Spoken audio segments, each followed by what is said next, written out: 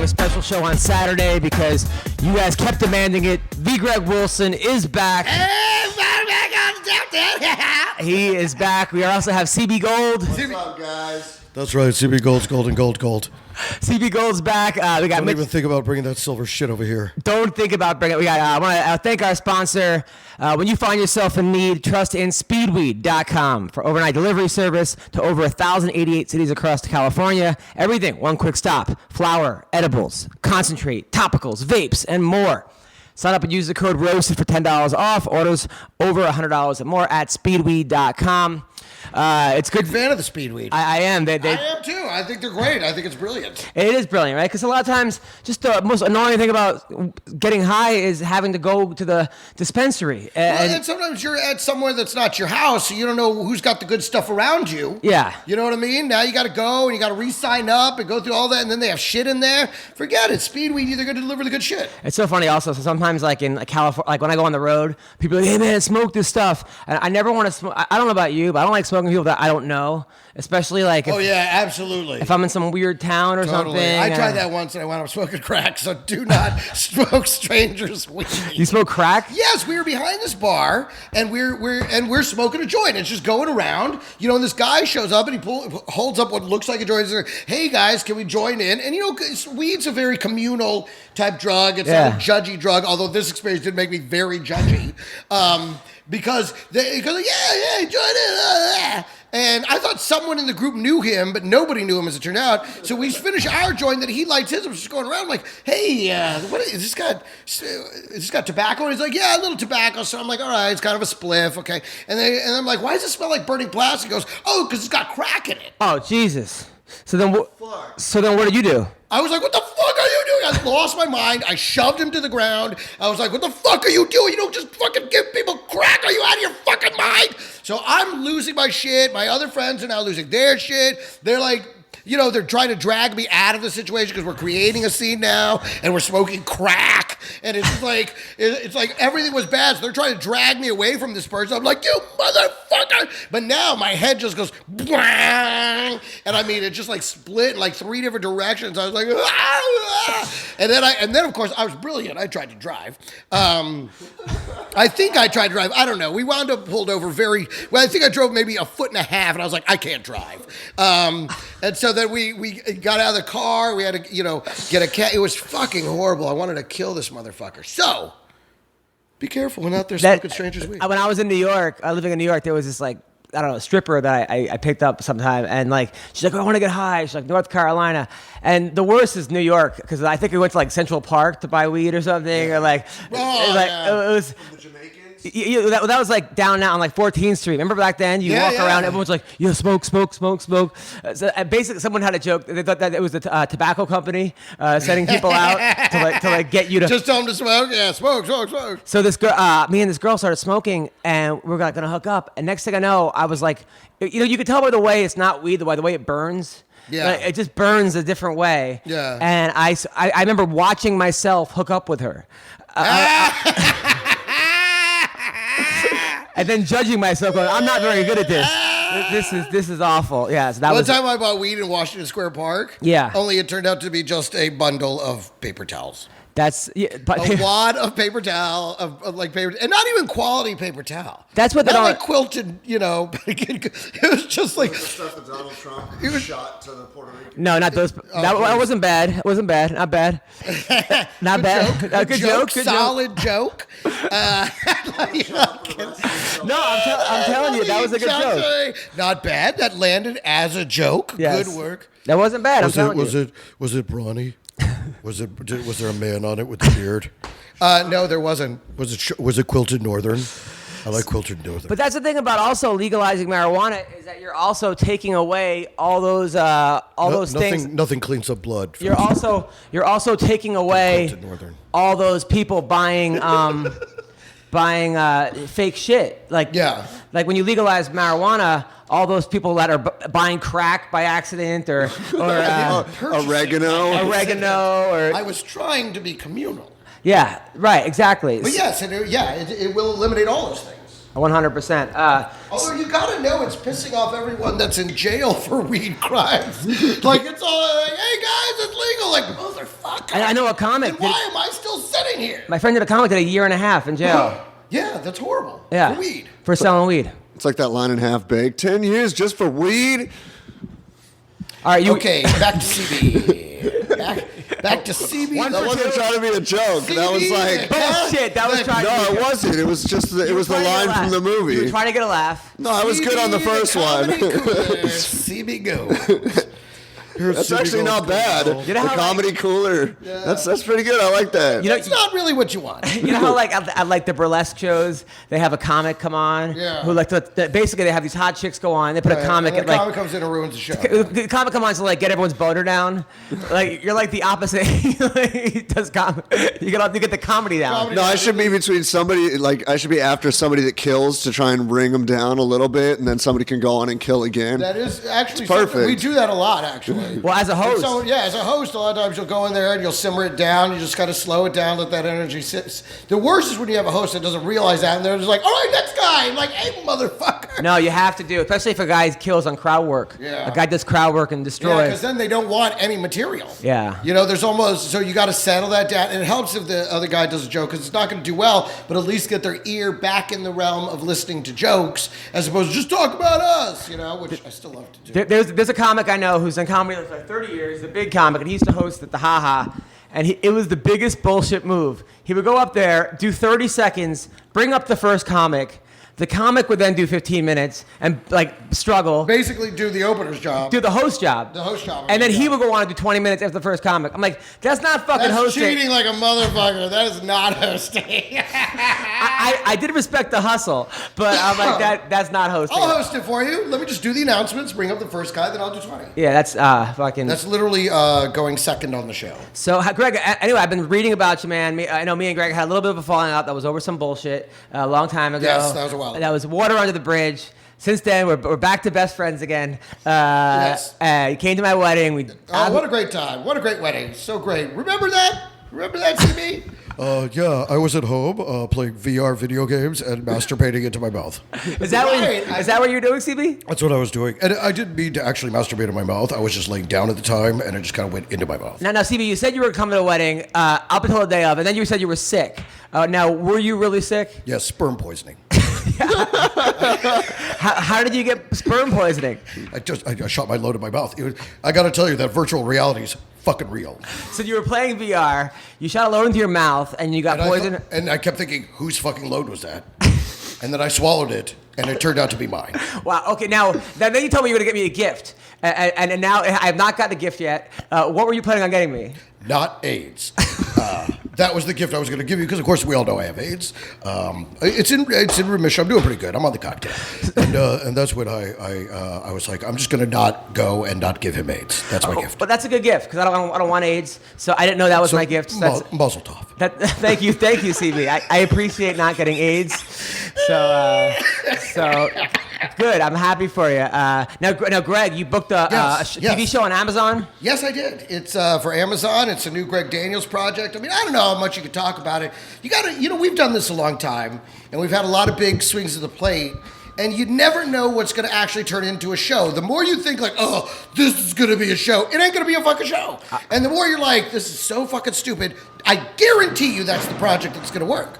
So, but at the same time, I don't believe in jinxing anything. I believe in expressing what I really feel. And I feel like of anything I've ever done, this has the best shot of becoming a real project. I honestly thought the Paris Hilton thing was going to be big. God, fuck yourself. I Fuck swear. yourself What, right the in movie? mouth. Yeah, he was in the movie. The four Hottie and people? Hottie. No, I swear. 19 people went to see this. Doesn't matter. When you At full price? Dude, I'm not even kidding. 8 of them were with me on I'm not. opening When you're the night. third lead in a movie with the girl who's the biggest star, At that point, she was the largest personality in America. That's I was true. like, at least it's gonna be a cult classic. People are gonna come. But I was telling someone yesterday, this guy Nemmer actually. Nemmer, yeah. He Very was a funny guy.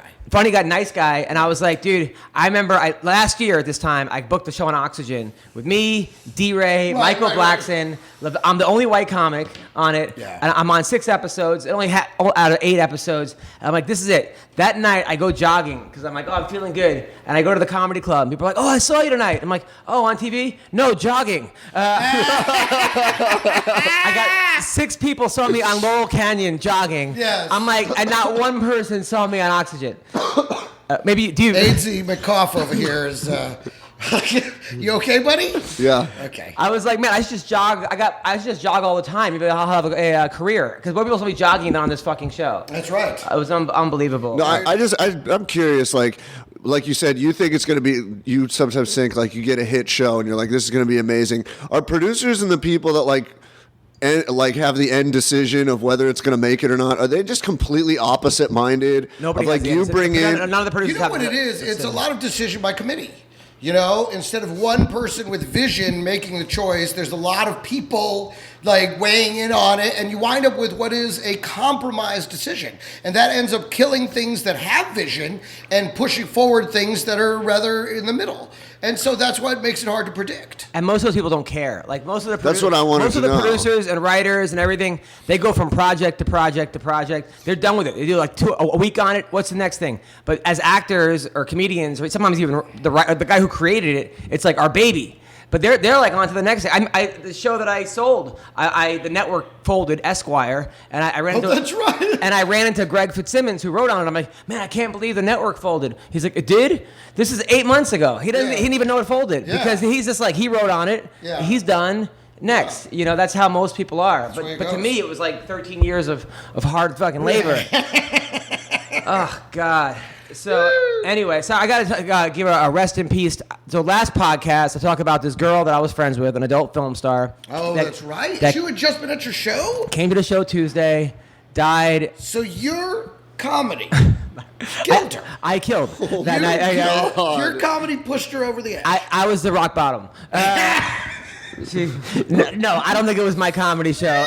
No, it doesn't feel coincidental. I But- feel like she was like, that's it. She was like, "There's no hope." There's nothing funny left. She had so much fun at this comedy show. No, I know. I actually, in all seriousness, I saw that and I was like, I really felt that's a tragic day and it's so strange that you would get to see her so. She was so happy. I think what happened was, I guess she didn't want. She backed out of a porn set because there was a guy who did gay porn on the thing, right. and she goes, "I don't want to do it because I don't work with guys who've done gay porn." And then the social justice warriors started attacking her, and I'm sure there was a lot more than just this. Sure. But she got completely, and all these porn stars were saying, blah, blah, you're being homophobic and transphobic, and I mean, it's her right. fucking. I mean, this is what these. Now this. I mean, have they run out of causes? Some of these people, like now we're about making straight porn stars do porn with guys who've done gay porn. I mean, like what the hell are we talking about? I understand their point, but who gives a fuck who she does porn with? You know, or why? this brings us to what I think is what's really going on right now. And I think we're tearing each other apart. We're tearing each other apart. Why? Because we can't get to the one guy we really want. Is this Trump? Yeah. But this was going on before Trump. No, it wasn't. Yeah, social justice warriors were attacking this people. Whole really tearing down everybody, you know. And don't get me wrong, a bunch of these people deserved it. This is actually a great thing that a lot of these true predators have been exposed. But when you talk about a situation like this, Yeah. where you just disagree with her choice, Yeah, of who she fucks. that is her choice as a person and as a professional. And I don't understand where what you would choose. And this is what I'm talking about.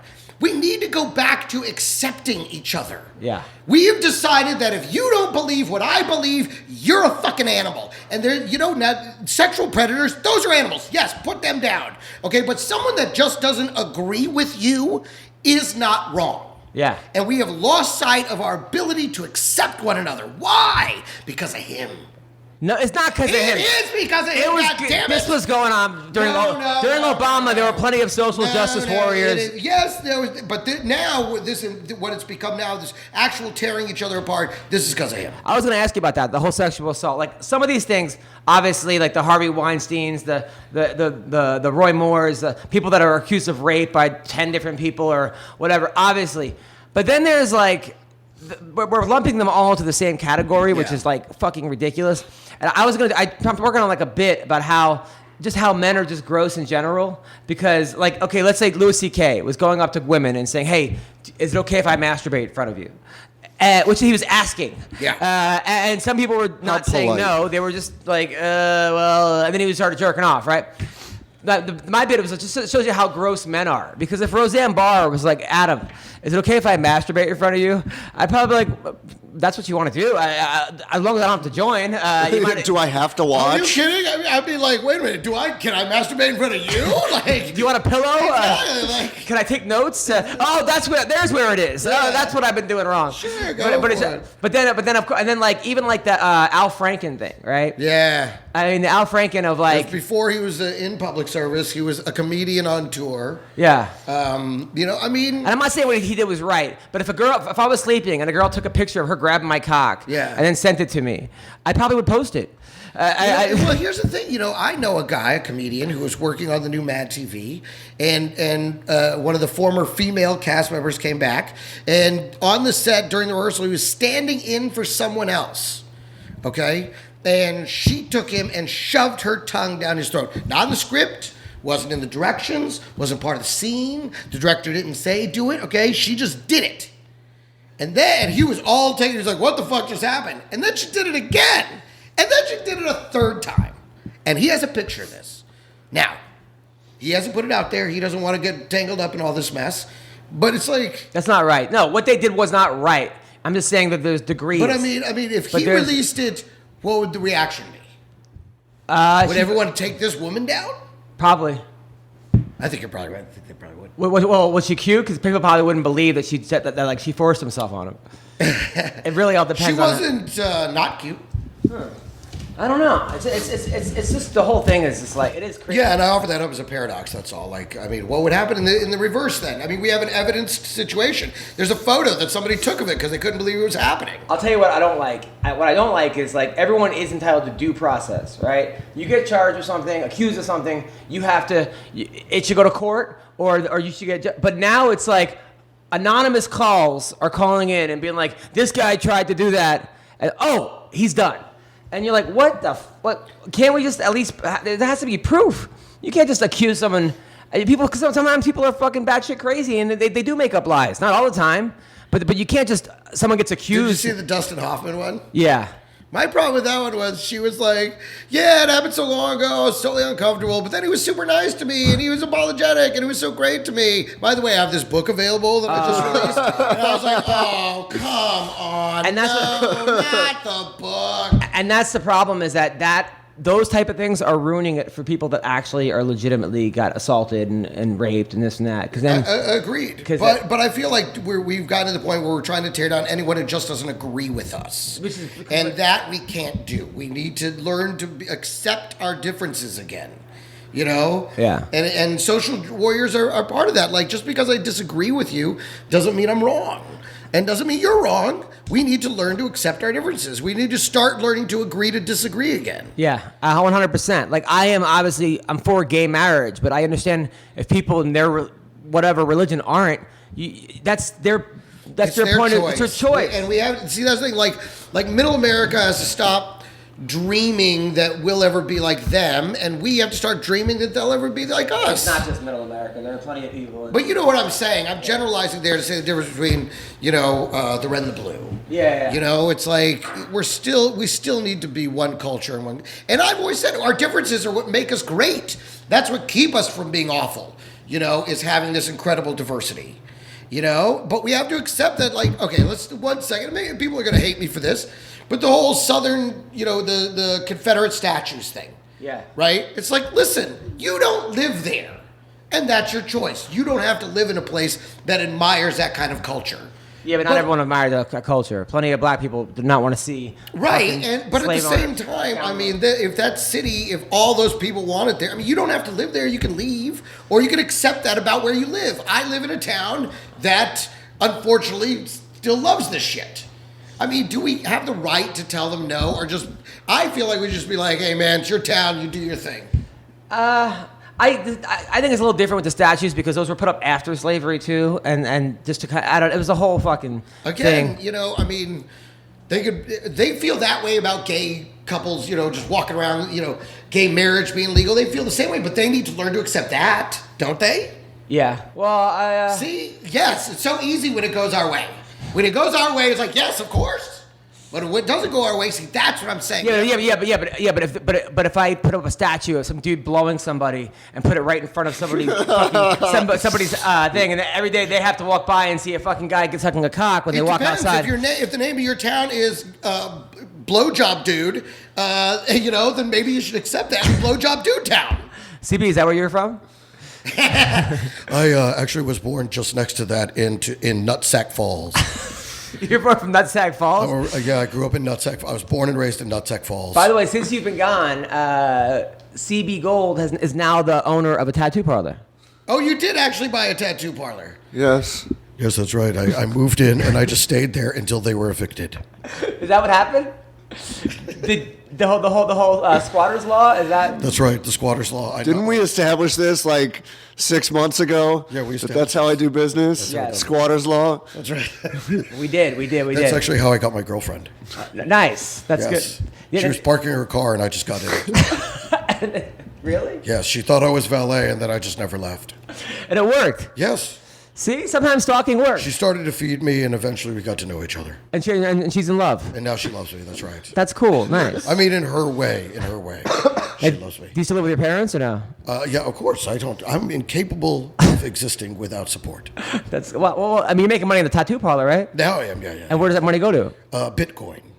Meanwhile, Bitcoin. People are fucking killing on that Bitcoin. Oh, dude, do you think that's not going to pop? That's a bubble that's going to burst. People have said that $200 has gotten them like 15,000 so far. Well, we'll see if it stays. They better cash out while they can. It's like a trendy thing when the websites became a thing, like e-toys and stuff like that. They went under. I don't even understand it. That's what I'm saying. It doesn't even exist. It's a fake currency. Yeah, isn't it You not can just real unplug money? it and it's gone. I mean, it's a weird, which doesn't mean it won't at one time be what we actually use. I mean, at some point it may just be all this digital currency. That actually would make sense that that's where we're going. But at the same time, I mean, if you think, this land rush is going to last, you're fucking cuckoo. We've seen this a million times. Well, I've heard from people that they can't cash out of it. That's what I heard. I don't know if that's true. It's very hard to cash out Bitcoin. Right. Why? You have to I read a whole article about it. You have to go someplace because I guess if you try and convert it into cash, a lot of times it turns into money laundering. I don't know. I just know all these people are like, dude, I'm a fucking millionaire now because of Bitcoin. I'm like, really? Fuck. And what can you spend it on?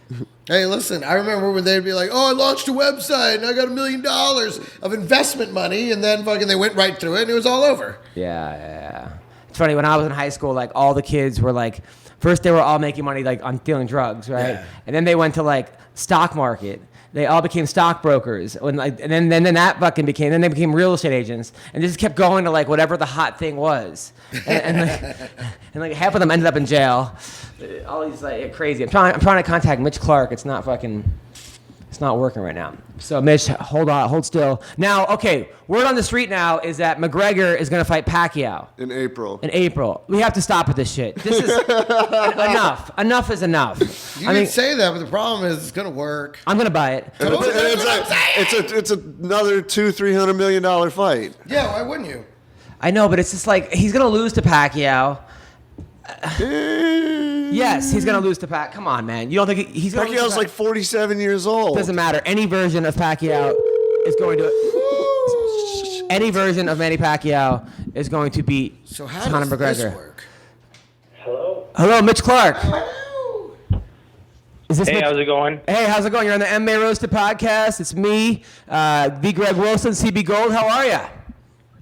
I'm doing pretty good. How are you? We're doing good, man. Doing good. So since I last saw you on TV, you had that war in Edmonton, by the way, which was an amazing war. I've never seen anyone lose a fight and have more people. You were like the real life Rocky. It really was like Rocky won, or even though Rocky lost, he really won. So congratulations, man. That was that was a war. Thanks, man. For me, it's always been just to go out there and try my best, leave it all out there. And that was, things didn't happen the way I want to, and ate a headbutt and cracked my orbital, but that wasn't going to stop me from trying. Woo. Now, it seems like your last fight, you broke your knee, right? Yeah. Tore my PCL and MCL and meniscus. And then this fight, you lose your orbital. I mean, what's going on? Are you just like, what's going on here? I'm just an old man trapped in this 31-year-old body. Oh, it doesn't matter, man. You're a fucking hero. Now, how are you feeling going into the fight?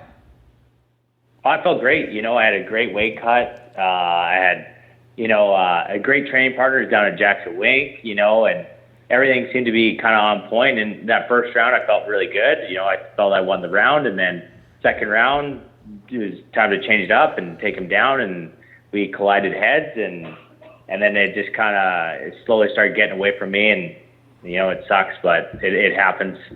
We're not building sandcastles out there, so. Well, that's for sure. Yeah, well, that was a very tough fight. It was a real Alex White is no joke. Now since then you retired and you went back to college, and then every day I follow your tweets and you heckle people in your class. You heckle your teachers. Has anybody caught on to this? Well, my wrestling coach follows me on Twitter, so I have to be careful what I say about him. So he's also my pack wrestling instructor, so I make sure I don't, talk too much trash about him during those classes. Right. Did people know you in college? Or they're like, hey, that guy was in the UFC. Are you famous in college? No, not a single person, so nothing's really changed. All right, sounds fun. Now you joined the wrestling, and like in America, once you do a pro sport, you can't go back and join the college team. I guess it's different in Canada. Yeah, we have different rules for eligibility. There's no age cap, and there's if I would have, I'm trying to think of what the rules would have been from it to affect my eligibility, but I still had eligibility left from the first time I wrestled, so I talked to the athletic director and the coach, and they were happy to have me on. And, so far it's been going pretty well. Now, is it weird being 31, wrestling 18-year-olds? Like, do you have man strength, or is it hard to keep up? Oh, no, actually, like, that's the biggest thing I have on my side is old man strength, because I'm not very explosive anymore. So I just use a lot of the old man strength and the hatred I have deep in my heart when I wrestle. It makes a big difference. What's your record so far? I only did the one tournament. I had to take time off because of my smashed up face. But I did the Husky Open 2.5 weeks ago, and I took third up at 82 kilos, so about 180 pounds I wrestled at. So everyone was much bigger than me. But I did well, all finishes. So 2 pins and a tech. So I was pretty happy with how I did. Now, are you back? I know before you were thinking about doing pro wrestling. Are you going to do that again? Yeah, I'm probably going to make my pro wrestling debut in January if our commission doesn't put a moratorium on all combat sports here. Yeah, I heard that since the death of Tim Hague. But would pro wrestling be a combat sport? Because it's fake. I know exactly what I've been thinking, but they put a moratorium on all combat sports and issuing new licenses. So I don't know what's going to happen with pro wrestling here. I know that there's a chance the WWE might not come here now because of that. So they have to get that under control, or else we're going to miss out on a lot of good sports being in Edmonton. Oh God! Now, what's your wrestling name going to be? I think that they're just going with just my normal name and use the fighting thing to start off with. I just slowly like to transition to a variation of Macho Man Randy Savage. What's your gimmick gonna be? Oh, well, they're using they call it a shooter angle, the fact that I'm a real fighter and that kind of thing. But I'd rather just be like more high flying stuff, or do what I can for high flying stuff. I think that's more fun, more cool.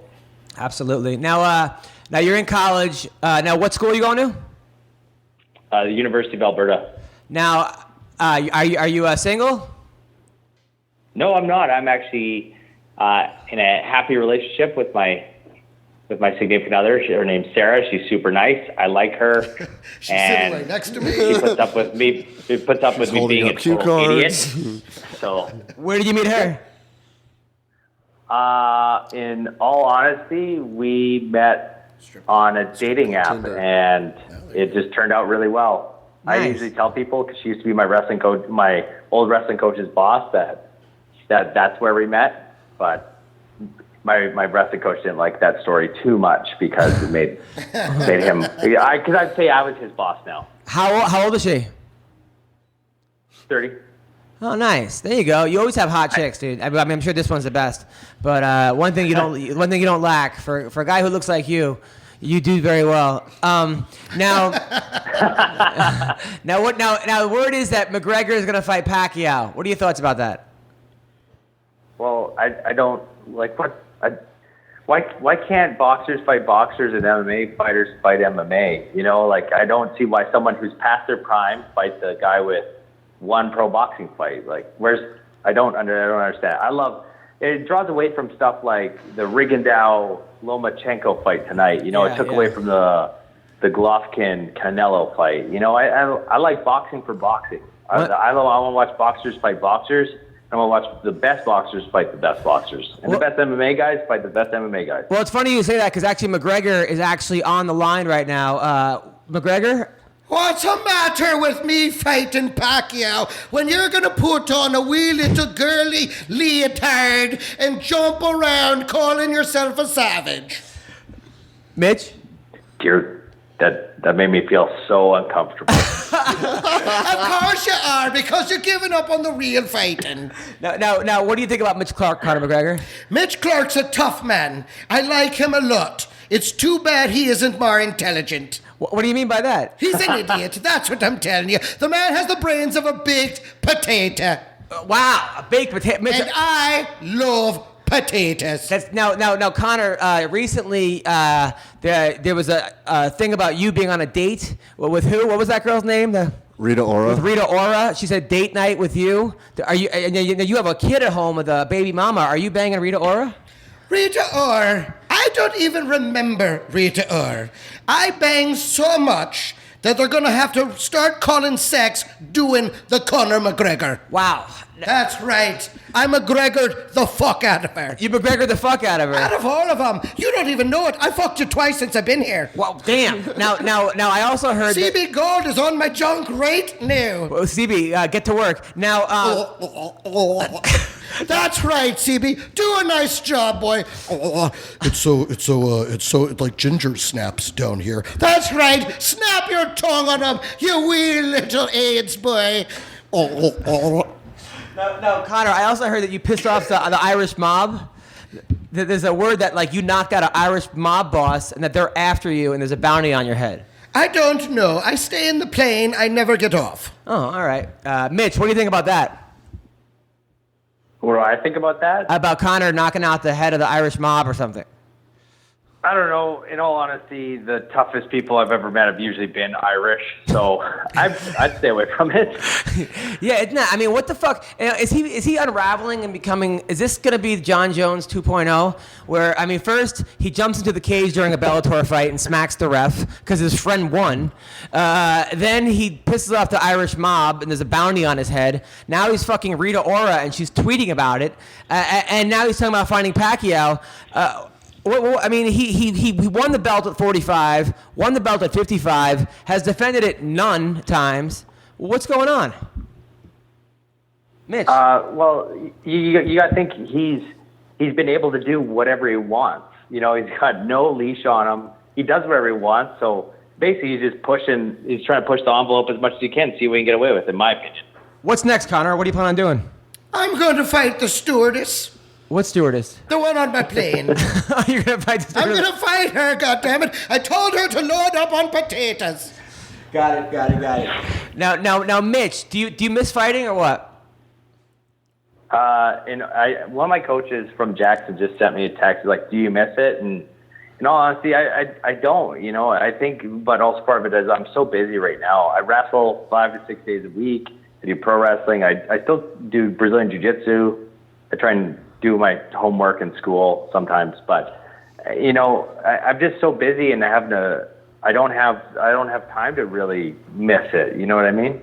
That's the thing. I thought about going back to college, get my degree because I have 1 year left, but I do not want to write papers. Do you have to do a lot of papers?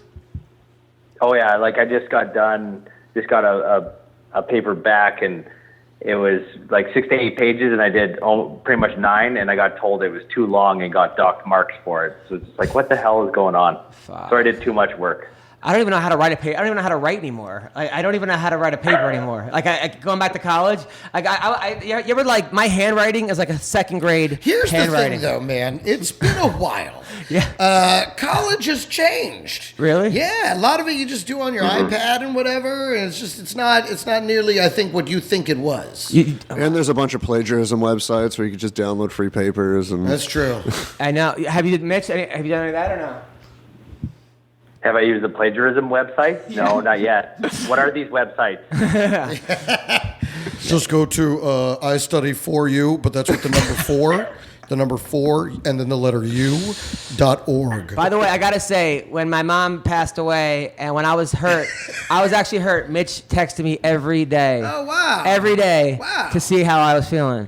I honestly, this dude is beyond a cool guy. Mitch, you have no idea. Even when I was like at my darkest, your text really cheered me up, man. I can't thank you enough. But what about me? I left a dead kitten on your doorstep. I went out, I caught a kitten, I killed it for you, I sacrificed, I drank its blood for you. Thank you, CB. That was very nice of you to do as well. Thank you very much. So, Mitch, how long have you been with Sarah for? Just over a year. You know, in all honesty, we're right about to go get some Christmas photos done, so that's going to be a lot of fun. Oh wait, I'm not supposed to say that. What did he say? He's not supposed to tell us that they're going to get Christmas photos done. Oh, that's so gay. I mean. Are you wearing a sweater made out of the skin of other people? No. Is that what you do? I can send you one. Oh, well, thank you. What's your size? That's great. By the way, Mitch's dad, by the way, is so every day he posts a picture of how proud he is of Mitch, and he's this like burly man. Like him and Mitch are both like they're like almost like they live out in the woods. They have these big beards. In Saskatoon. Yeah, and they're just such nice people. Such nice people. You have a very nice family. Is your dad still married to that 21-year-old? Yeah, let's go with yes. She's 21. Yeah, my whole family's great people. I don't know why I'm such a surly old bastard, you know? It's because you're Canadian. We did this thing where I interviewed him and I'm like, hey, you think you beat Conor McGregor? He's like, hell no. Because that guy's great. And then I was going off a list of people. You gotta like our guy is a realist. Oh man, I was like, so Mitch, do you think you beat this person? He's like, nah, probably not. I'm like, this is not the best way to sell yourself, dude. Jeez. It's like, it reminded me of like, remember Raven? Remember, obviously, the wrestler Raven? Yeah, of course. He was like, he was the funniest because he was a depressed wrestler. He was like gothic. And during the match, he would go in the corner and be like, what about me? What about Raven? And start fucking crying while his tag team partners were getting the shit beaten out of him. He was feeling bad for himself in the corner. Hysterical. Yeah, have you seen him recently? No. He looks like walking death. Oh, really? But he was great, man. That was a good angle. Oh, it was a hell of a good gimmick. And I know what Walking Death looks like. I have a mirror. CB's looking better. He lost 30 pounds. CB, you do look good, man. You CB, look all right. how did you lose 30 pounds, by the Put in way? highlights. Well, I bleached my hair and then There you shaved it go. into a mohawk. Came out great. No, CB, Do this yourself, eh? how did you lose 30 pounds? Yeah, tell me. Pretty I mean, much it's starving myself until dinner every day. Oh, and then your parents rang the bell and you ran downstairs and had dinner? There's no bell. Oh, A little ding, ding, ding, ding. nice. So Mitch, I heard the ham horn. That's right. Oh my God. so Mitch, how much school do you have left? I got another 2.5 years. All right, so you're making a lot of money. time. It's whatever. It's transition to something else. You know, the biggest thing is me trying to be able to deal with, you know, the millennials and the next generation and how they can't be offended. So I don't really do well with those people, unfortunately. Yeah, no, it's so weird. Millennials are just it's like they're killing comedy. I mean, Do you spend most of the day wanting to put them in a suplex? Yeah, every day. Your move should be the millennial smasher. Yeah, At exactly. the Hey, end. you know what? Yeah, that should be your gimmick. You should have millennials come to protest every fight, and then you beat the shit out of these millennials. Like you rip off some guy's man bun. You know, you fucking. Oh, it'd be brilliant. You say certain words. You tug them by the beard and shit and swing them around. Oh, man. Yeah, like your last move should be the safe splacer, the safe spacer. Yeah. You go around giving someone Giving them safe space by like jumping in the air and kicking them in the chest. It's amazing. I mean, the only good thing about millennials is that they get offended by everything. So I feel like people now are running to comedy clubs to hear shit again.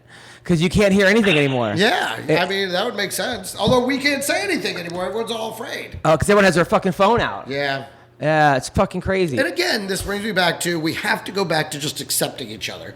Accepting that people are going to say some shit, and whether you agree with it or not, that doesn't mean it's wrong. And some cultures are different than others. That's what makes everything beautiful. Just because I say black people, blah, blah, blah, white people, blah, Asian people, blah, blah, blah. And doesn't make you racist. And it means you're a comedian. And it means you're observant. Yes. You're fucking observant. And you don't have to be Asian to make Asian jokes. White or black. And you don't have to be Asian to make Asian jokes or black to be black. Oh, well, you're not black, so you can't make a joke about black. Who the fuck are you? And despite all this, making fun of white is still okay. Oh, yeah. Where's your toga and fucking rule maker? Oh, you're the rule I'm maker? Mexican and black, so just know what side I'm on. You're the comedy rule maker? Anyway, listen, Mitch, you're awesome, dude. Keep it up. Keep up the good work. Go get those Christmas pictures. Fucking love you, man. Yeah, I love you too, man. If you need anything, always just don't be afraid to say anything. All right, definitely will do, man. Thanks a lot, brother. All right, take it easy. Take care. All right, that was Mitch Clarke. Mitch Clarke. Now, at the end of that, did it feel like he said, hey, man, let me know if you need somebody to get their ass kicked? That's what I felt like he was saying. That's The funniest part about it is, like, if you saw him coming, you'd be like, there's no way this dude could kick my ass. And then he'll fuck you up. He fucking submitted Ally Quinta. From the bottom or the doors. The thing about... I gotta tell you, when you say what you're part of that, and that sounded pretty gay. The thing about Mitch, though, is that he's... From the bottom in a darth. He's one of those dudes that... He's one of those dudes that you'd love to have on your team in a fight because that dude has no quit in him. I mean, you have to kill him to put him out. It felt like that's what he was asking. That's what he was saying. Like, hey, let me know if you need somebody to shut up. Yeah. If I could put him out. No, last Wednesday I had a show in Fresno, and my wife's family came. There was like 20 people there in a room that held like 400. And of course, like her aunt and uncle are there, who are huge Trump supporters. No, they're beautiful people. But I'm like, and then her cousin. Disclaimer, my wife listens to this. But I was nervous. They never seen me do comedy. Yeah. You know. And then, but they were laughing at everything. And then Eric Anders came, by the way, who's fighting tonight in Fresno. This dude was an Alabama NCAA champion for football. Now he's 6-0 with 6 knockouts. Dude, a monster. He's a fucking monster. And he's fighting tonight. He's fighting tonight at UFC Fresno. That's awesome. Yeah, he came to the show too. I love his nickname, Ya Boy. Your boy. Holler out to my boy. Your boy. Yeah. That's your boy. Yeah, I told him to give me a t-shirt, Your Boy. I got to get a Your Boy shirt. That's awesome. Yeah, so I was happy about that. It was one of those shows, though, like, sometimes, like, I like it. Like, you know, some comics, I see 4 people, 10 people. They sit on the stool and give a half-ass, what do you want to talk about, you know? Right. Yeah, you can't do that. Me, I'm like, dude, these are the people that showed up. Yeah. Give them the best experience. That's exactly right. Well, I saw Chappelle in front of, like, 8 people. Me and my dad saw him, like, I don't know, 20 years ago. And we were crying laughing. Yeah. And I saw Chappelle in front of 500 people. I did not laugh 1/10 as hard. Wow. Certain comics can do really well in a small crowd and make it work. And I feel like I'm sometimes that way because also if I don't feel like I'm getting a huge response, I try harder. And sometimes it could be funnier, you know, versus like other, you know, a lot of times you tell a joke and and you're like, oh fuck, I could go on cruise control a little bit, or you know, just do what I'm doing. It's working.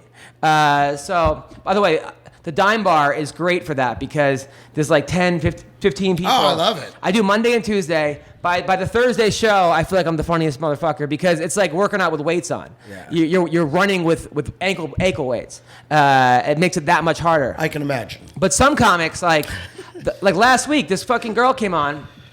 I'm not gonna say her name. But she goes on and she's sort of like giving people attitude, goes on stage and people were leaving. And she goes, "Oh, I stayed for your shitty jokes. You're not going to stay for mine?" Oof. That was her opener, right? And to the point the bartender was like, "You booked her." And the bartender never fucking says shit to me. Right. Then she goes on and she brings Who was her... it? Oh, you're not going to say her name, right? She brings her notebook on stage. Okay. Not like a piece of paper with whatever you put on the stool and you kind of glance over, Notebook, or even your phone. People full think notebook. maybe full on fucking notebook. Sure. Not even and looking through the pages. Well, she's Gerard Carmichael. I was like, I should have. I'm like, listen, I didn't tell you that you can't bring the notebook on, so it's not your fault.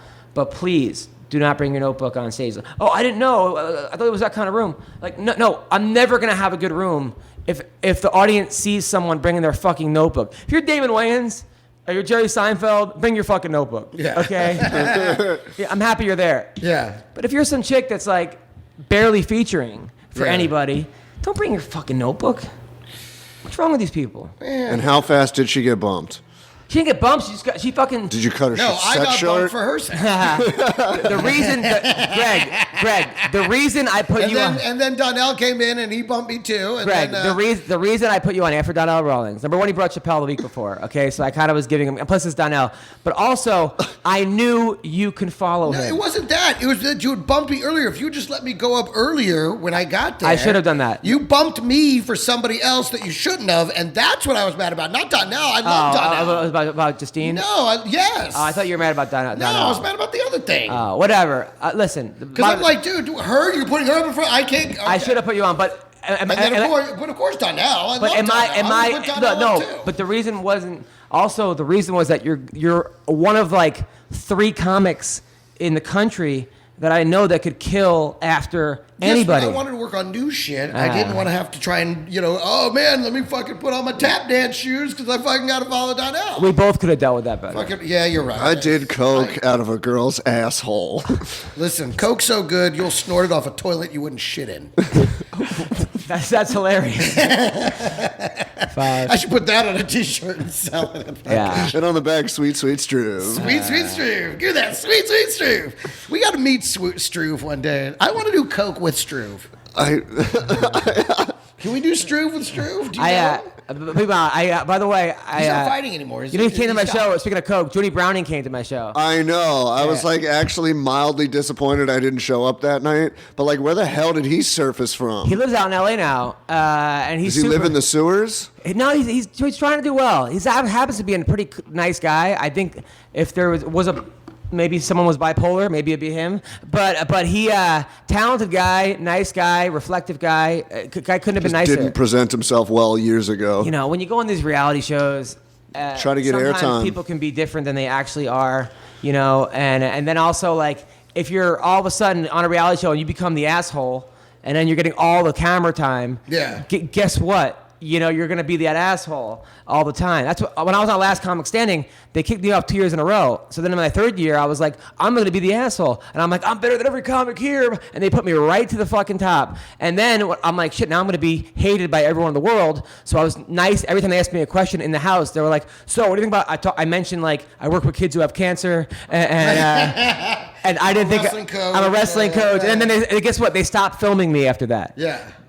But sometimes I kind of outsmarted them in a way. I'd just like to thank my Lord and Savior Jesus Christ for this opportunity. Right, but at the same time, anyway, you know what I saw actually, a documentary. I was at the Comedy Store a couple days ago. Stuttering John asked me to go to see the Sam Kinison documentary. Oh yeah, I wanted to see that. It hasn't aired yet. It airs on Spike in like a couple weeks. Yeah. It is so good. Yeah. I mean, you remind me a lot of him actually, but he was next level. He was so deep, funny, loud, crazy, cool. Yeah. But you talk about a guy who let shit get to his head. I didn't realize he had worked at the Comedy Store for 5 years as a door guy. Yeah, he was a door guy. She wouldn't put him up, and then she put him in Westwood.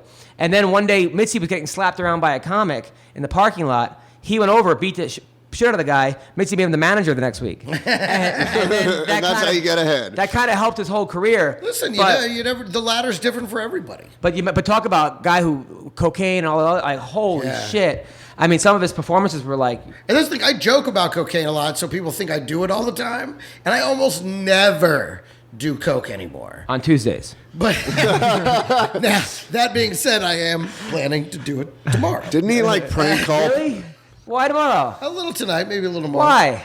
Because it's a Christmas party tomorrow. Greg, you're not in shape.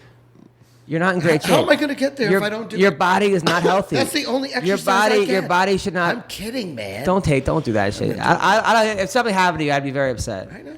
Didn't he like mostly you succeeding? But that would totally crush me. Yeah. No. Listen, we have a mutual friend. I want to say his name, but I'm not going to forget it. Let's move on.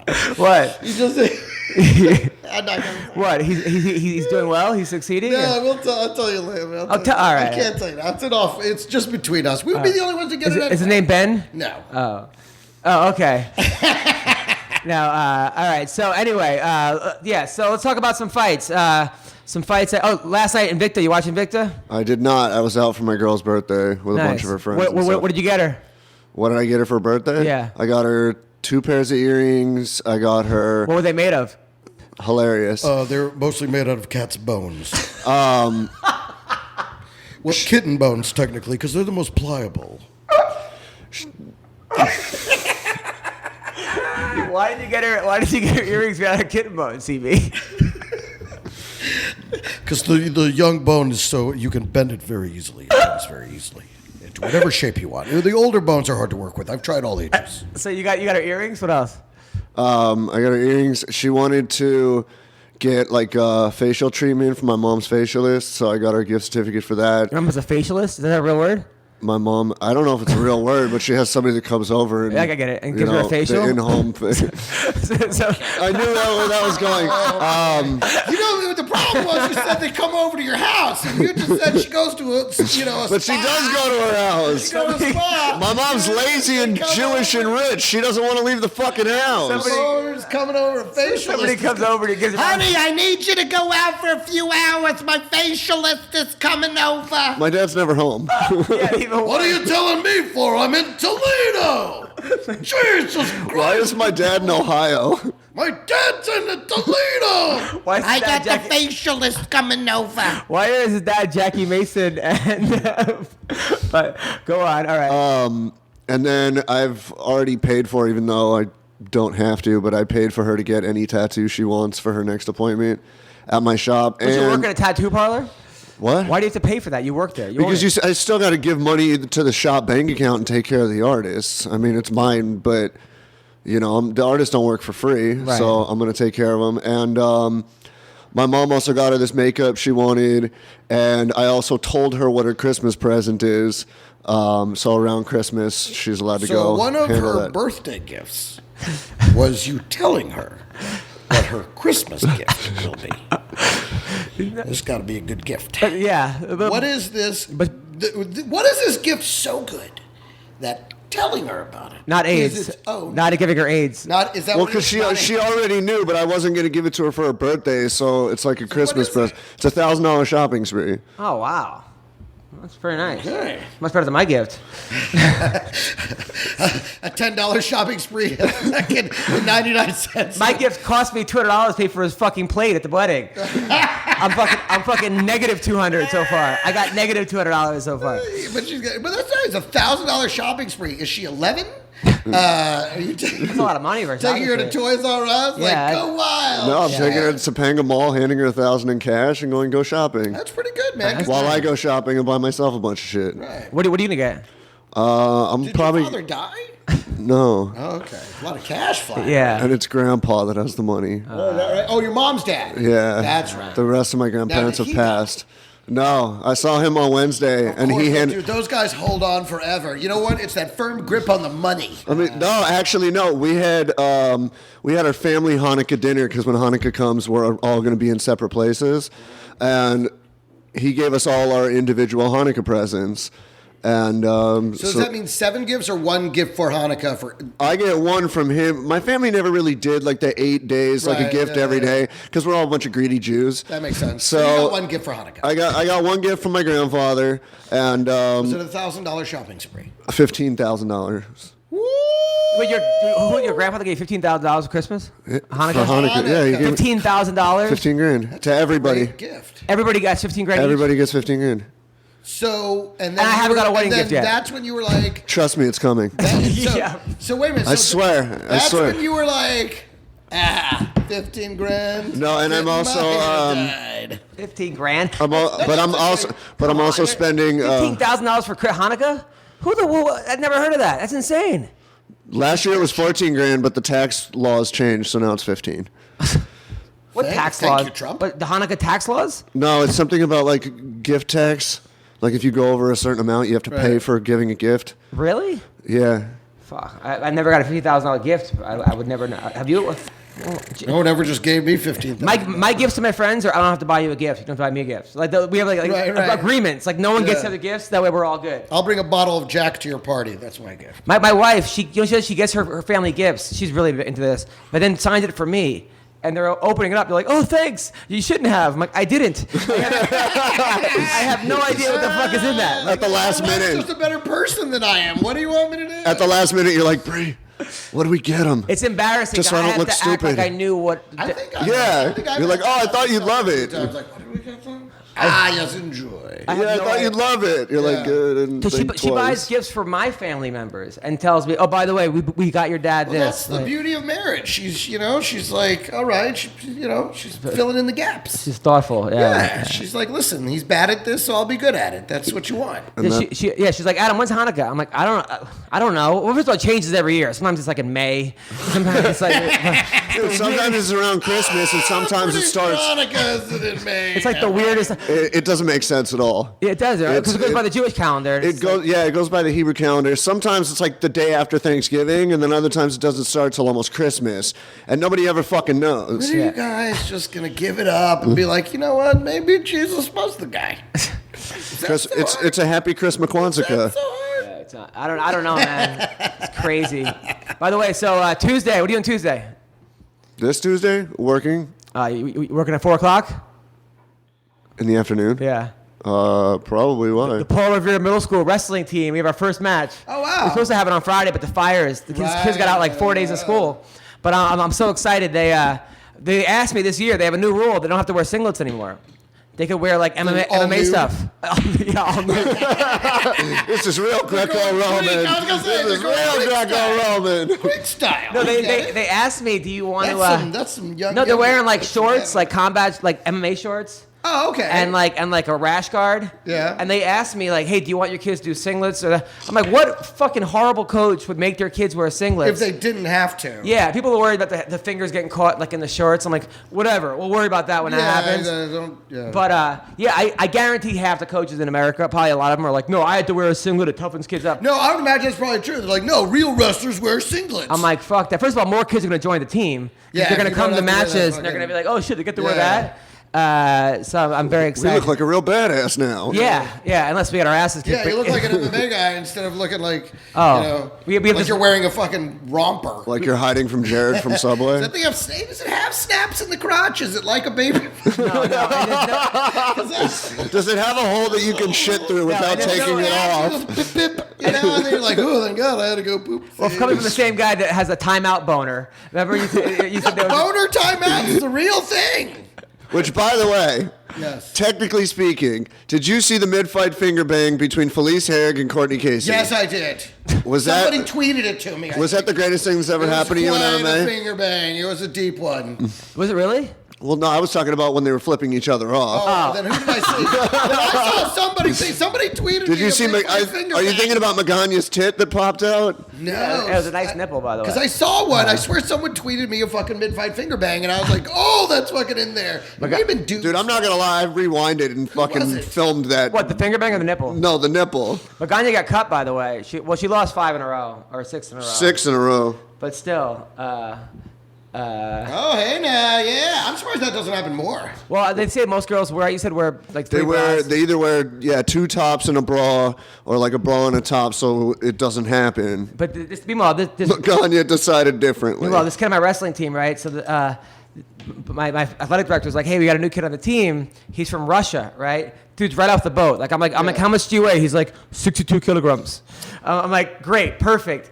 Dude And then he is goes, I must crush you. he's a monster. He's a monster. His dad had him do. His dad was a national champion. His grandfather, How much is 62 kilograms? 130 or something. 100. Yeah, about but that. His dad has him doing kickboxing, Muay Thai, and jiu-jitsu, and now wrestling. Kid's a straight beast. He's going to be an ugly star, eh? Yeah, Is that dude. why they moved here? They moved here for Is this? he cornering Khabib at the end of the month? He's from Chechnya, which I guess is like Chechnya? which I guess they're saying is like the place where it's like it's completely ISIS. Yeah, I was gonna say, isn't it a giant war zone? Province, Yeah. I think is what they're saying. So Like, maybe they it's left for like because of that. political Hey, listen, I would too. That's But right. the kid's a super nice kid, Right. just a sweetheart, and just a think about these. Well, he's happy to live in a place that's not going to be blown up at any second. Jesus, that make me comfortable. Make me nice too. Like, I am so happy to be here. The streets are quiet in the nighttime. John Roy. Only said, my memories remind me of the terror.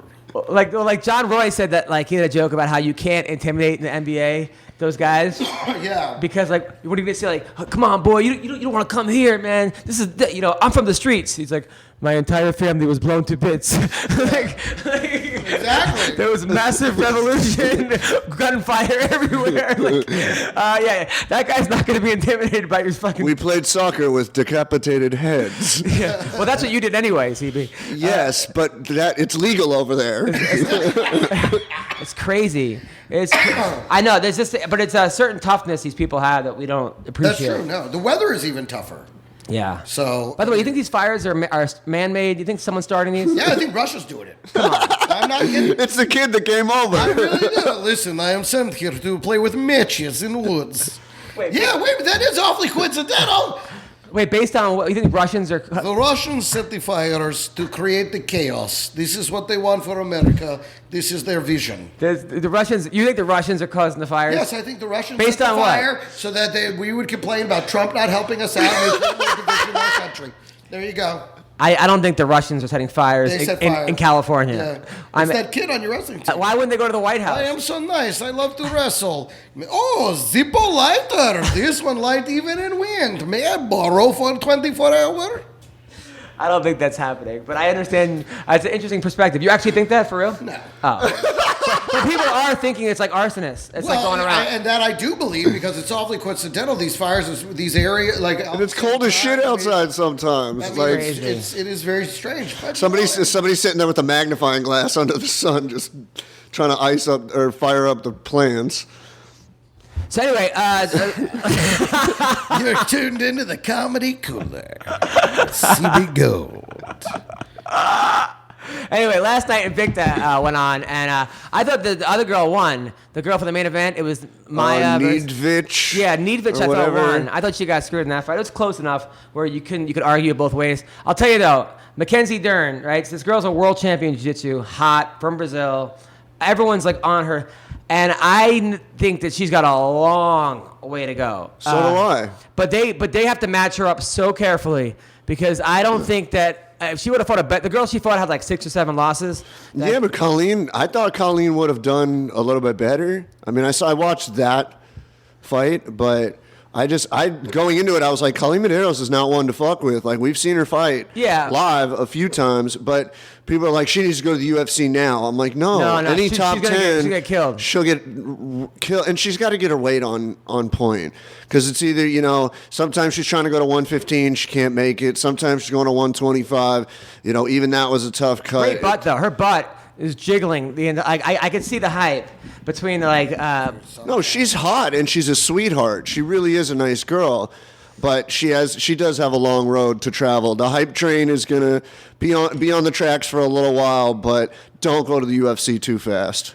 What's the good thing about that Rose and Junchek fight? That was enough time to, What? squeeze one out. No, you didn't. You mashed. No, you didn't. I thought about it. I mean, it was sexy. I love everybody that's trying to compare Rose to 11 from Stranger Things now. Just- Like, did she have a nosebleed in the fight? I'm like, I mean, do you think she'll even be able to defend it once? I think that. yes. Look, when I spoke to Pat Barry, he was like, "Dude, she has power." And this is a heavyweight guy. He's like, "Dude, this little girl, I held a mitts for her," and I was like, "This girl." And I think that Joanna underestimated Rose's power. I think so. And that's the worst thing you can do as a fighter. But Joanna was so dominant that it was easy to do that, especially she was like believing her own hype, and I'm going to break Ronda's record. She was looking so fucking past Rose, and I could see why.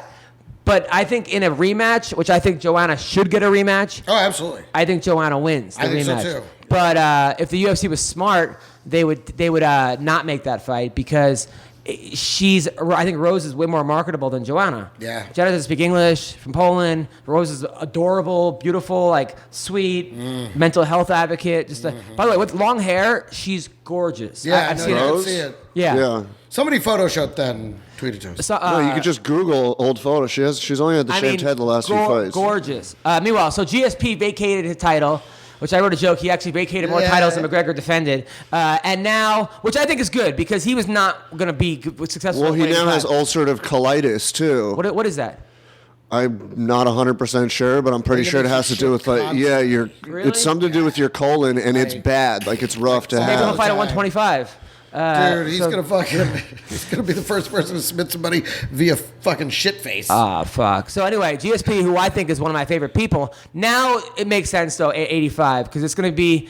Rockhold and Whitaker. Rockhold and and supposedly Whitaker got declared the undisputed champ already. Well, Gastelum's very upset about this. And I posted the question on Twitter of like, who thinks Kelvin got screwed? And people are like, he didn't get screwed. He lost 2 fights ago. I said, so did Rockhold. Yeah, but he lost to the guy that Rockhold beat. For the No, title. I know. I think that it should have been Kelvin and Whitaker. The thing about it is that Kelvin is not a 185 pounder. No, he's not. He just likes to eat. But neither was You know? GSP. Yeah, but Kelvin at 170, Kelvin could be the champion. Yes. I don't think at 85 he could be the champion. Well, no, the top 5, the guy Rockhold is huge for 185. They're cutting from 220, 230. Jacare, those guys, yeah, they're a lot bigger, but who knows? I think Kelvin should lobby for the winner, or they give him the winner of Jacare and Brunson, because now that's the next one, and depending on who wins that one, they could argue that gets the winner of Rockhold Whitaker, but I don't know, man. I think Whitaker knocks Rockhold's head off. I think he hits too damn hard. No. Who's ever knocked Rockhold's head off? I mean, Except for Bisping knocked him out, but Yeah, Whitaker's one of the hardest hitters at 185. That dude hits Yeah, but he was hard. so looking past Bisping. And it's in Australia. I don't care. I think Rockhold beats Whitaker. I think it's a good fight. I think it's a good stand-up war. I don't think either one's going for a takedown. Yeah.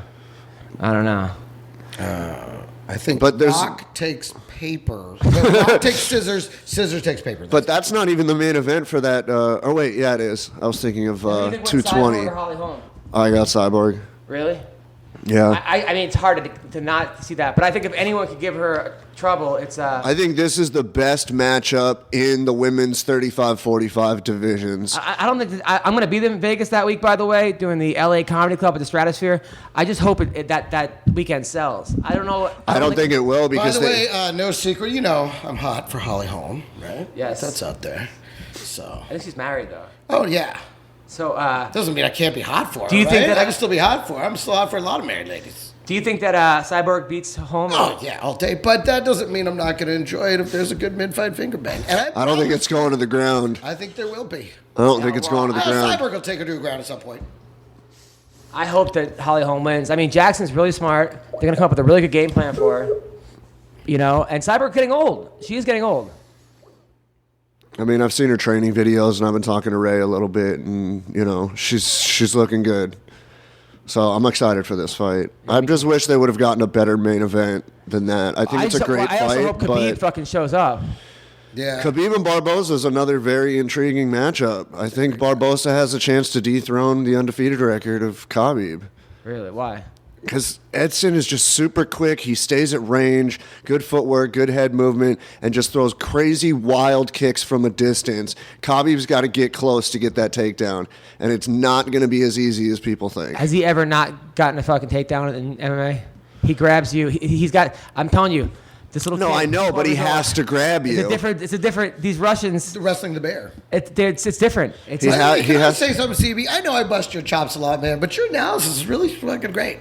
I try, man. Yeah, and man, coming from you, that actually means a lot. It Unless your really cogs is, are man. working in your Yeah. brain right now, being completely sarcastic. No, I really mean it. It's fun. I miss this part. I miss listening to you guys break down the fights. What was the last fight you watched? It was the St. Pierre fight with what's his face, which I thought 3 new you know, champions. and that's the thing. What's his name? I just felt like I feel like everyone felt like he wasn't.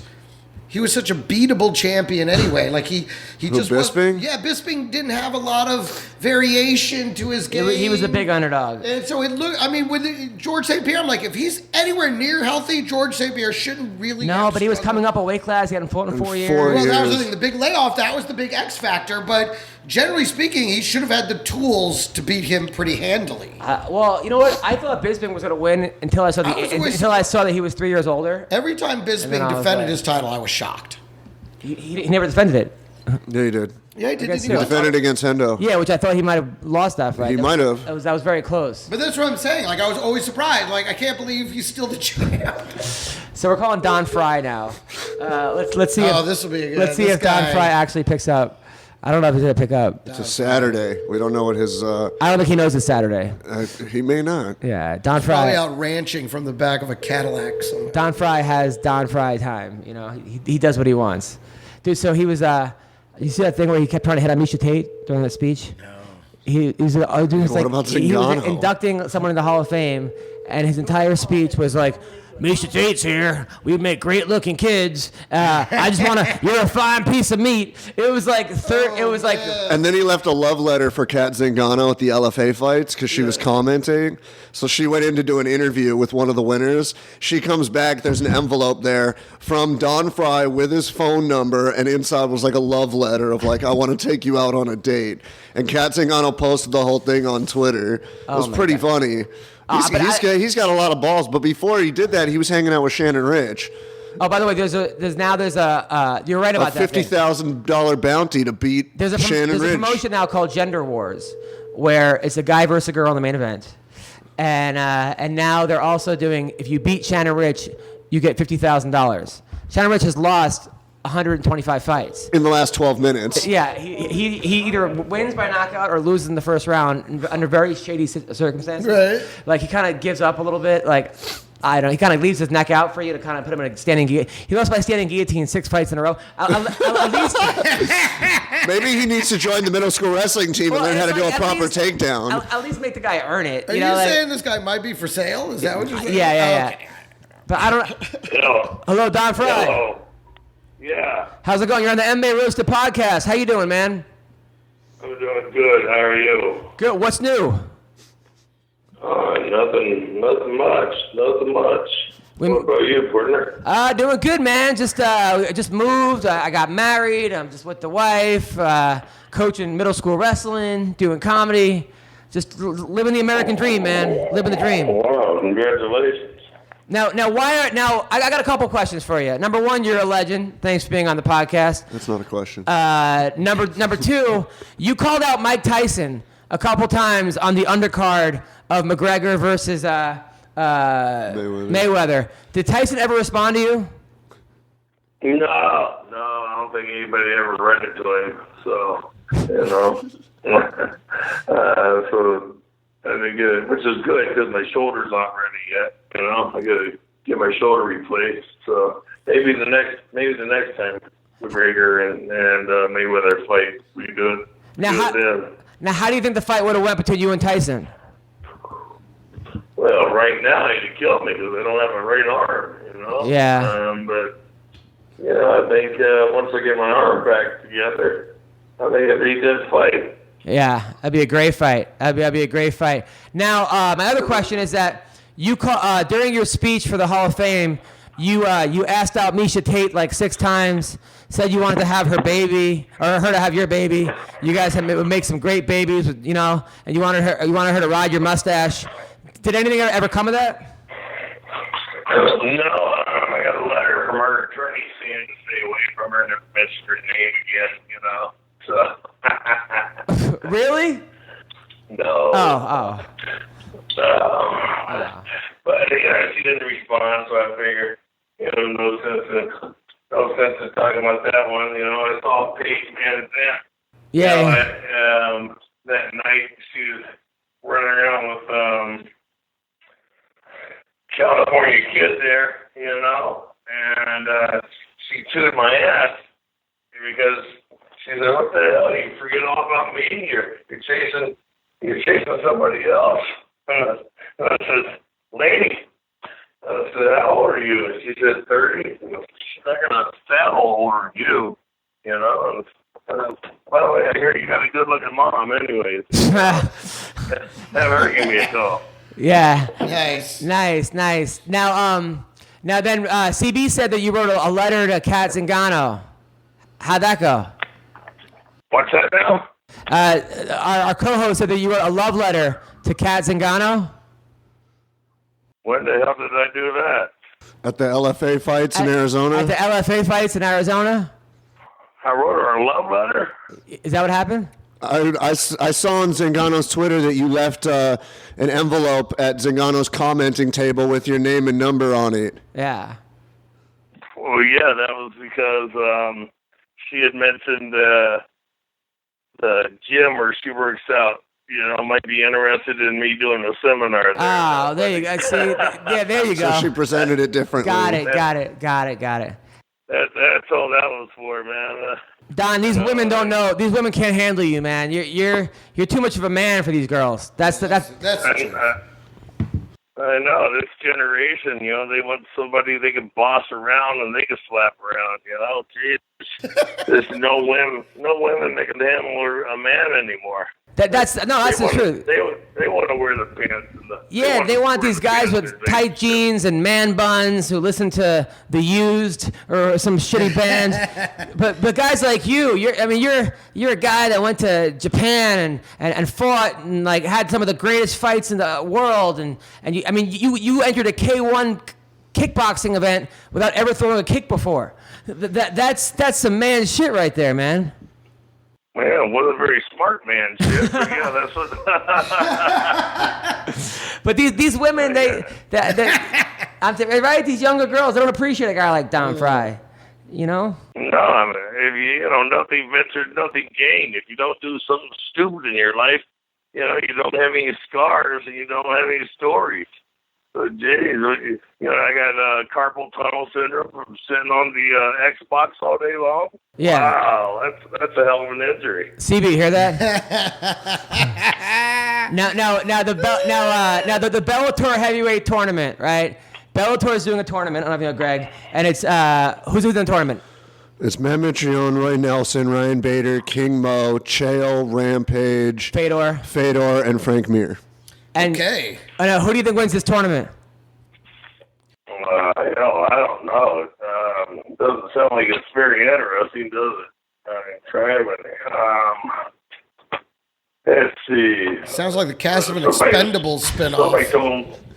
Somebody was that you that told me last week or 2 weeks ago that Mitch Jones said that anybody who uses steroids should go to prison for attempted murder?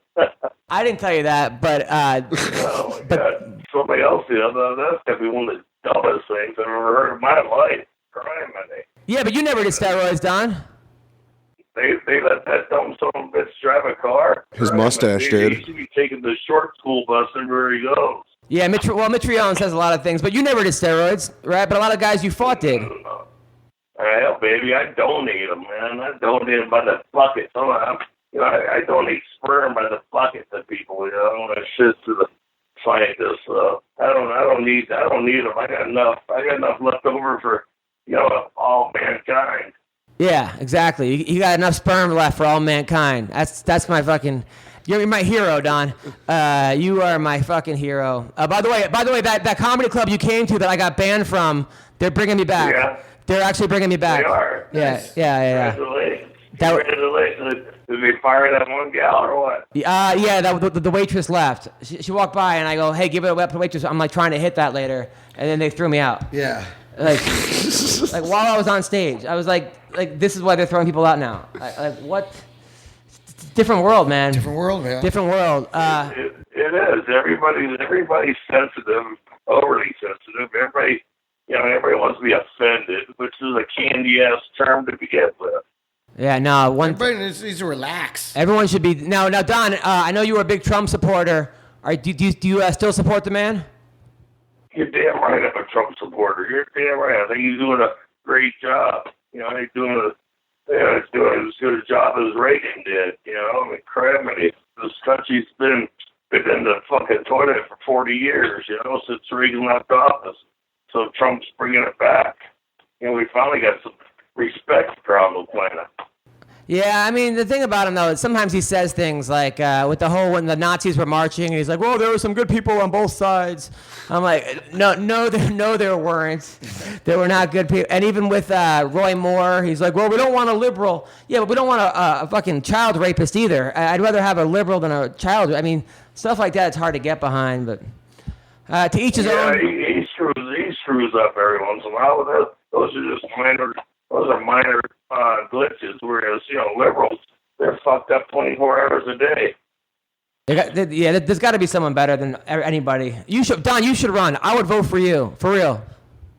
And you know what your slogan should be? I got enough sperm for everyone. That'll be awesome. I would vote for Don Frye. Oh my God, yeah. Don Frye and Dan Severn. I think that would be a good ticket. You and Severn. Yeah, but they'd have to fight for presidency. Well, yeah, what was that? They'd have to fight for who gets president. No, those two guys would never fight. I know, but who's going to be president? Who's vice president? Yeah, They're both alpha males. Nah, I think Don's more of an alpha male than Dan. I know, but I'm saying they're both. So anyway, any new acting gigs coming out? Any new movies coming out? Shoot. Yeah, there's what was it? The Enter the Fist movie, the Sean Stone movie. What was it? Enter the Fist and the Golden Fleece, right? That should be coming out pretty soon. Then I did last year. I did a movie called Animal Among Us. You know that he's trying to figure out which film festivals he wants to take that to.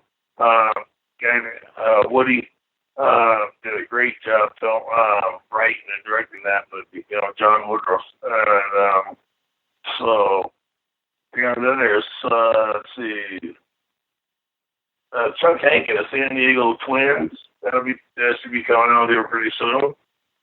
So then a couple others that they're trying to decide, you know, what route they want to go, with the festival route or just release it, you know, something like Netflix or something. So here we go. Enter the Fist and the Golden Fleece. It's you, Danny Trejo, Ron Jeremy, Jason London, Richard Grieco, Tommy Tiny Lister, Jeremy London. How are those guys doing? The London brothers. It was a fun film, man. It was really fun to work on. I had a lot of fun.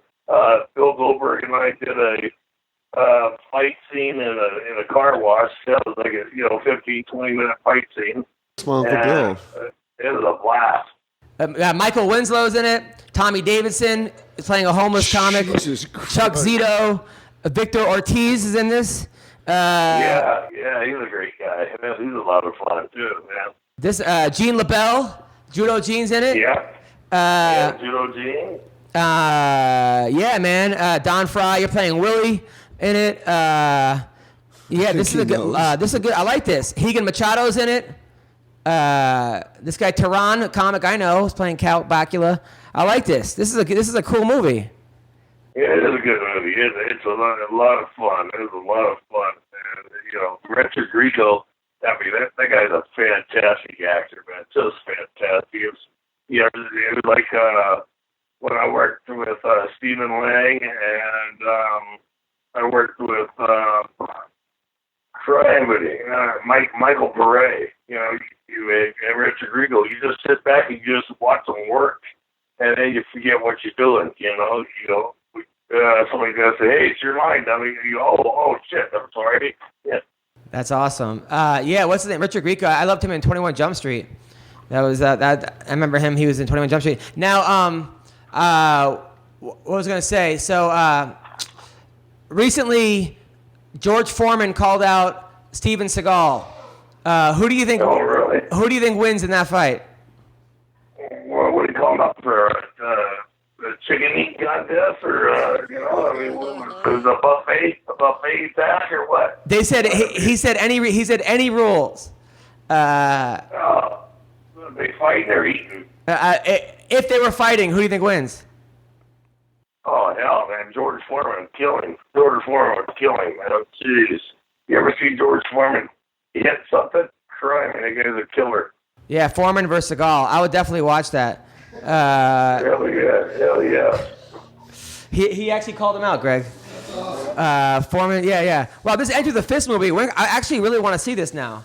Where could I watch? It's a lot of fun, man. It's a lot of fun. You know, I mean, I was over in Ohio making Animal Among Us, and I got the phone call, to come in and take, God bless him,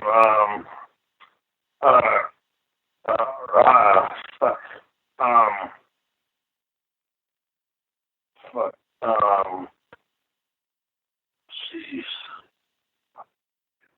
Don't worry about it. But also Maurice Mazanian's in it. She was a WWE diva. CB, you know this girl? She's fucking hot. Yeah. Oh, Maurice? Yeah. That's the Mrs. wife. Oh, she's hot. Jesus Christ. There's some fucking hot chicks in this movie. What about Bianca Bridget Van Dam? Is that Jean-Claude Van Damme's wife or something? Daughter. That's his daughter. Nice. Wait, let me get on this. Damn. She's playing Anaconda. Damn. And then Jenna Sims. Jesus Christ. Forget fucking Kat Zingano and Misha Tate. You should try to hook up with Jenna Sims. Jesus Christ. I don't know. Who the hell's Jenna Sims? I don't know. She was in the movie with you. She was in the movie. Yeah. What part did she play? She played Chastity. I'll have to watch the movie now, huh? Yeah. You got to watch this. Well, listen, Don. It's always a pleasure having you on the show. Keep up the great work, man. You're one of my. I'm doing the MMA awards this year again. I'm going to see if they're going to get you as the host. I'm going to put it in that I want you to host it. I can't make any promises. I'm just telling you that you have my vote. When is it? It's in March. Where at? They're working on the venue now. So. But I mean, Vegas or in LA or yeah, Vegas. Hell, they better bring me to Vegas. Crank me. Yeah. Crank me. Absolutely. Well, I think that warrant expired, so I can return to Vegas now. Oh, no, yeah. Good. Yeah, absolutely. So, all right, listen, man. Don, you're the best. We'll talk to you soon. All right, guys. Take care. That was Don Frye. Dude, that guy, you know who he is? Okay, remember Mickey Rourke's character in Sin City? Yes. Yeah. He's the real version of that. This That's dude- who he is. Jesus Christ. What a man. The Don Frye Takayama fight was the greatest fight I've ever seen in my life.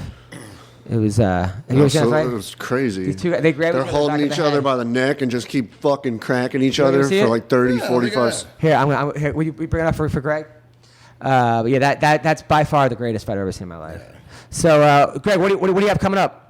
What am I doing? I mean, I'm still working on the game show, but later on during Christmas week, I'll be in El Paso at the comic strip. Nice. And then on the 29th, I'll be in Las Vegas at the South Point Casino for the Dirty at 12:30. There you go. And so you'll be there that week, right? Yes. So I'm staying there on Saturday. I'm staying through till New Year's Eve, and then New Year's Eve I'm going to Seattle to headline the Underground. If you live in the Seattle area, I'll be headlining the Underground for New Year's Eve. But that Saturday night is open, which I know has the fights. And guess who's going to take you? You are. Yes. Yeah, we're going to the fight. Yes. That'll be awesome, dude. Absolutely. I was hoping that would happen, bro. I got you, bro. That's very exciting. And we're going to see my girl Holly. Yes. Oh, man. Well, I'm probably have to leave early. You have to stay. I'll stay. I'll watch. Yeah. I'll fill you in. I'll text you. Thank you. Yes. I appreciate that. Yeah, show him the Don Frye. You want to see one of the greatest fights of all time? Look at that. Jesus. It's like a bar fight in a ring. And look at it. It goes on forever. It just keeps going on. Jesus. That's. He starts to go to the And it went the bottom. distance, if I remember correctly. No. Eventually, Takayama. There's no way this fight goes. How can you be a fight analyst? It went a lot longer than fucking. That fight did not go to distance. Eventually, Takayama fell, and Don Frye was the winner. Oh my God, that's ridiculousness. That's when men were men. He is sort of like a dying breed. But I'm telling you, you know what I like. He's like, now women want to slap you around. I'm like, well, I don't know if they ever wanted to be slapped around in the first place. He's like, they like it when we slap them around. Am I right, guys? He's just such that guy. Not that he does that. I'm not saying he does that. I just thought that was a funny way. No, he actually, you know what, though? Here's a guy, because I talked about him a lot in the podcast, that when he was married, he never cheated, right? Never strayed. He's a good guy. A lot of these guys, ladies out there, they see so-called male feminists, and they want the this and that. They tell you what you want to hear. They're out fucking around on you. They're out doing. You just see it. You know, they're into open relationships, whatever they're into. They're the Jamie Kilstein effect of like they'll say whatever you want to your face, but then it's different. It's different.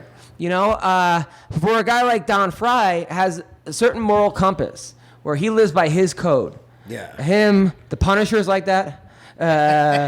There's certain men where like, yeah, you know, maybe they'll tell you things you don't want to hear, but it's the truth. Yeah. Versus guys that'll just lie to you, keep you happy, but it's a different type of beta male bullshit, you know? Yeah. I don't know. What do you got coming up, CB? Moving next week, so other than working... Anything that people could actually support you with? Yeah, I was getting to it. All right. Other than moving, I'm at the tattoo If you'd shop. like to come help me move. No, I hired movers, That would man. be very I helpful. have 3 dead bodies. I'm fucking lazy as shit. 3? That's a light load. That's like a fucking Wednesday morning. I can carry the coffee maker. Actually, my parents moving. I'm just going with them. I'll be living in Palm Springs. Graffiti Palace Tattoo, North Hollywood. I'm there Mondays, Tuesdays, Thursdays, but we're open every day. Right now we're doing a couple different things. We're doing a Toys for Tots fundraiser. If you bring a toy over $20, we'll give you $50 off your tattoo price, up to $150 for bringing, Didn't you just get 2 or 3 toys. $15,000 for Hanukkah?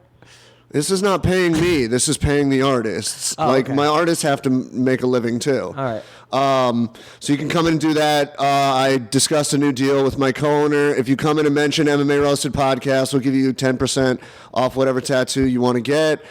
We hired a new artist on Wednesday, so we have 3 artists now, Abel, Muffy, and Caesar. All great. Sounds like dogs.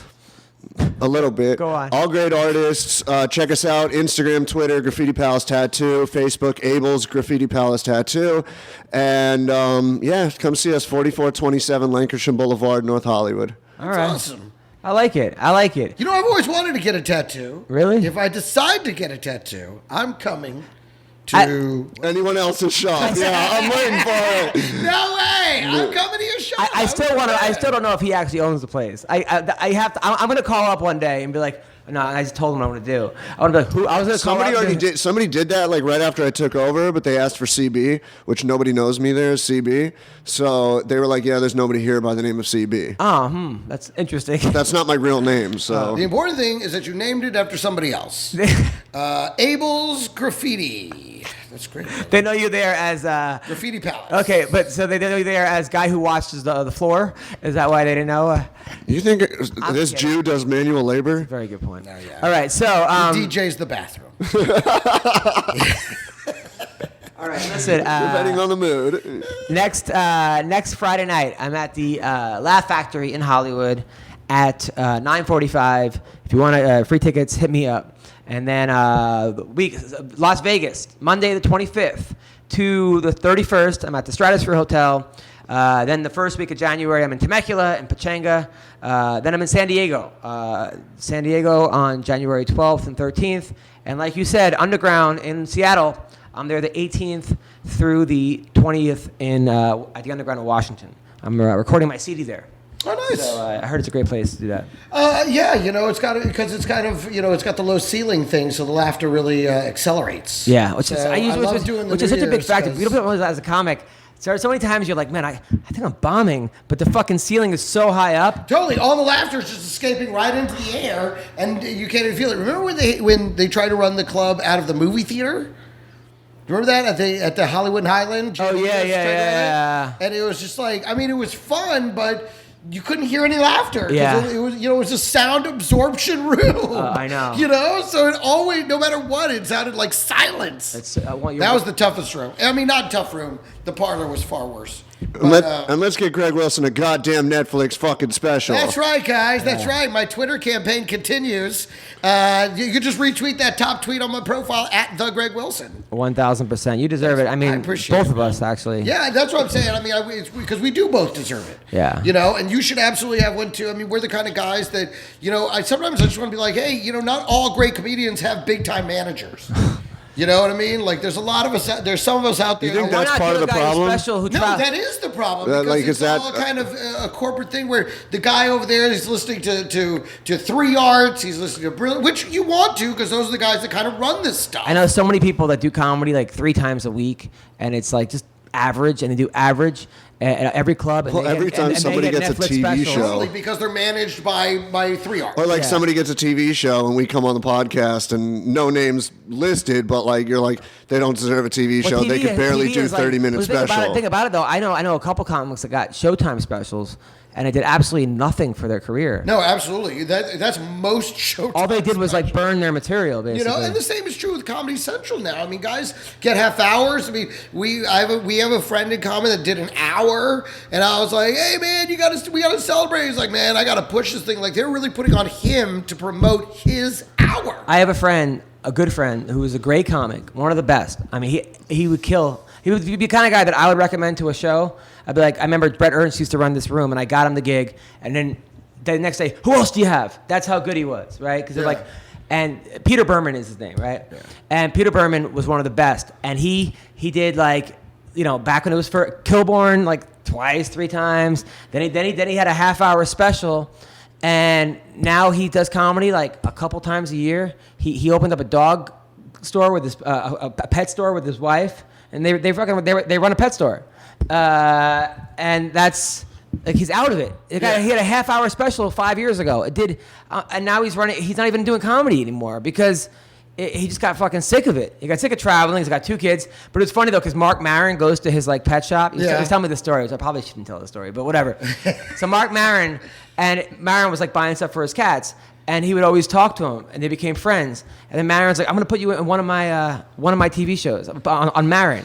So he like gets there, and he reads the script. And it's like bitter guy who quit comedy who now runs a pet store.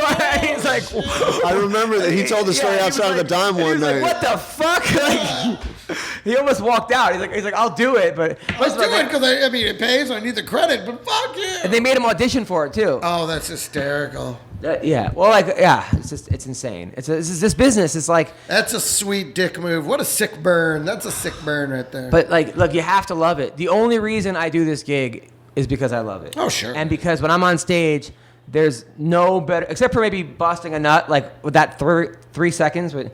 But that's a pretty good feeling too. But just comedy's a little more sustained. Comedy is like any drug I've ever done times it by 5, and that's the feeling you get when you're making people laugh. When you're looking down on people and they're crying, and they're they're like, my body, my stomach hurts, my stomach face hurts. When they see them massaging their cheeks, trying to get their cheeks to go down, or they're literally grabbing their sides like stop, and then boy, that's when I go. That's to me, it's the best, and that's why I'm like, guys like me and you, like we do that on a fucking weekly basis. Yeah. Netflix, daily basis. Showtime. Like, why aren't you giving the guy who like, makes them laugh? Yeah. But it's just, you know what it is, all of it also is you get these alternative comics that do all these like kind of obscure stories, and they're kind of funny, and they're maybe a little bit deep here and there, but they make the booker laugh because he's like that guy. I don't begrudge those guys. Let them do what they do, and that's fine too. I mean, at the end of the day, I do, but don't just reward those guys. Right? Exactly. I'm not trying to take anything off their plate. But I love it when those guys. Let's not pretend that that's all comedy is. Right. But I love now, when those guys go to an actual comedy club. And they die a horrible death. Yeah. And that's the thing is a life of comedy. So many of these guys have had these opportunities, and they can't live the life of comedy because when you get out on the road, the audiences don't give a fuck about that. You just have to be funny, really funny, for a very long time, and that's when these guys wilt. What? and they wind up, falling out of comedy more often than not. Well, as like a non-comedian, like you see, okay, they get a TV show, they get a special. The name is big, so they're going to bring more people into the club. And then they get there, and there's 500 or 1,000 people, or you sold out a theater. And then they get up and they have no like real stand-up routine. You're like, I'm literally here for a name. This guy is not that fucking funny. Yeah. Well, the thing is, the bookers don't care as long as they get that one time. Exactly. Or Fill the seats. Or people that are on popular podcasts sometimes. Like I've had people come to me and go, hey, I love your show. I've seen 5 guys that have podcasts, and all they do is tell the same stories they told on the podcast. I'm like, really? That's what these guys are doing now? Like, they're just that's the art form now? It's just, I'm going to go up there and tell 5 stories that I've told you've heard on the podcast before? And I think that's one of the cool things that you do is every week we do this show, you have new like crowd work stories, or like you met somebody at the show, and it's not something you're reusing. It's something fresh from the last week, and it's engaging because your shows they always have entertaining stories. So even if, you go somewhere where you don't like 1 or 2 of the other comedians on the show, you have every set is unique, and there's always something funny going on. Yeah, that's And that's your wedding present. Listen, Greg, listen. You came back today. I love you, CB. I miss you, buddy. You came back today. In the new year, we're gonna figure it out. We're gonna make it work. I love being on the show. And whether I come to you to make your drive easier. It's tough to get out of. Now that we have Speedweeds as a sponsor, maybe that always helps. I mean, Saturday certainly helps. So. Saturday. I'm like right next. My new place is going to be like right next to the 405 and 101 in Encino, like almost at Sepulveda. Well, we'll figure it. Maybe one day we'll do your house. It's like in the middle, whatever you guys want to do. It's whenever we can get the lime to cover up the scent of the dead bodies. That's when we can go over there. Well, it was great having you back. That's the ambiance. Thank you, Don Frye. Yeah, man, what a man. Mitch Clarke. The good old days. We got to come up with a name for Mitch Clarke, a wrestling name. Like we got to give him. That's your thing, man. Well, I was thinking about it while he was on the phone, and I'm just not quite there yet. All right. So. Yeah. Well, thank you for ending up. Listen, you guys this has been great. Love you guys. Thanks, listeners. Bye.